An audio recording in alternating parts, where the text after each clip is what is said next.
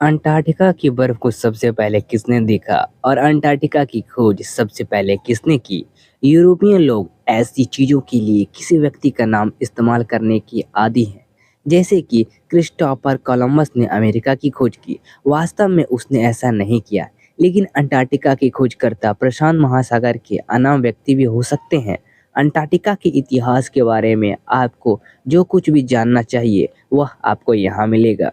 हम जानते हैं कि पोलिनेशिया के लोग बेहतरीन नाविक थे और उन्हें सुदूर दक्षिण जल की खोज की थी। प्रशांत महासागर मौखिक इतिहास 650 ईस्वी के आसपास डॉगी यात्रा के बारे में बताता है, जो अंटार्कटिका समुद्री बर्फ तक पहुंचती है।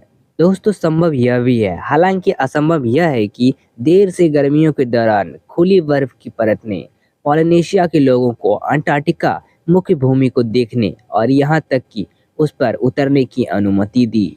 दोस्तों, ये यूरोपीय खोजकर्ता कौन थे? अंटार्कटिका का इतिहास यूरोपीय खोजकर्ता से शुरू होता है। लगभग 1000 साल बाद यूरोपीय लोग अंटार्कटिका के पानी में पहुंचे।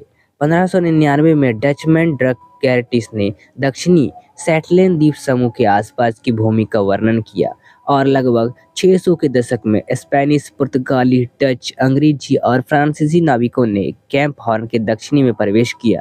अंग्रेज एंटोनियो डे ला रोचे ने 1675 में सुदूर दक्षिणी अटलांटिका में दक्षिणी जॉर्जिया पहुंचे और लगभग उसी समय अन्य यात्रियों ने दक्षिण अमेरिका के दक्षिण में बर्फ के द्वीपों का वर्णन किया। दोस्तों, फ्रांसीसी वॉवेट ने 1739 में अपने नाम वाले सुदूर द्वीप की खोज की और 1762 में स्पेनिवासी सेडैफ डा लाना ने दक्षिणी जॉर्जिया के पश्चिम में चट्टानों का पता लगाया था, जिन्हें अब सैंग रॉक्स कहा जाता है। इसके तुरंत बाद भी फ्रांसीसी यात्राएं हुई।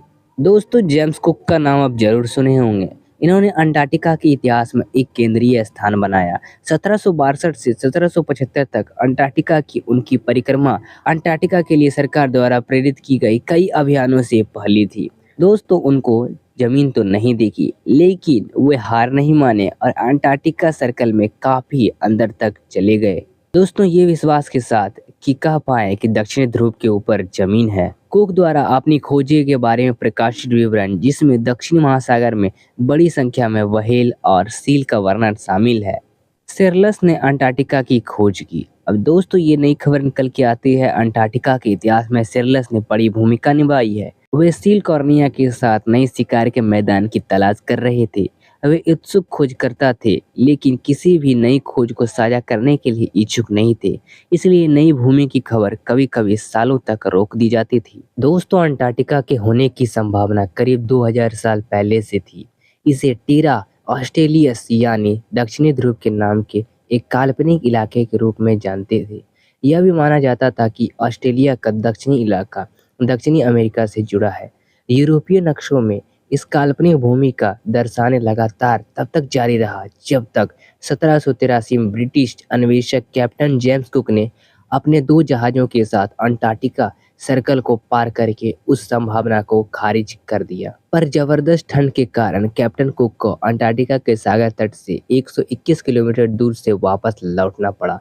इसके बाद सन 1820 में रूसी नाविकों और उन्होंने अंटार्कटिका को पहली बार देखा। उसके बाद कई नाविकों को इस बर्फानी जमीन को देखने का मौका मिला है। 27 जनवरी 1820 को रूसी वॉन फैबियन गोतिलव वॉन वेलिंगशन और मिखाइल पेत्रोविच लजारोव, जो 2 पोत अभियान की कप्तानी कर रहे थे, अंटार्कटिका की मुख्य भूमि के अंदर पानी पर 32 किलोमीटर तक गए। उन्होंने वहां बर्फीले मैदान देखे। प्रांत दस्तावेजों के अनुसार अंटार्कटिका की मुख्य भूमि पर पहली बार पश्चिमी अंटार्कटिका में अमेरिकी सील शिकारी जॉन डेविस 7 फरवरी 1821 को उतरा था। हालांकि कुछ इतिहासकार इसे सही नहीं मानते हैं। तो दोस्तों, आखिर इस तरह से हुई थी हमारे अंटार्कटिका महाद्वीप की खोज। तो आखिर ये वीडियो आपको कैसी लगी, हमें कमेंट में जरूर बताएं। और अगर ये वीडियो पसंद आई तो अपने दोस्तों रिश्तेदारों के पास जरूर शेयर करें। चलिए मिलते हैं फिर ऐसे इंटरेस्टिंग वीडियो के साथ। चैनल को सब्सक्राइब करना ना भूलें।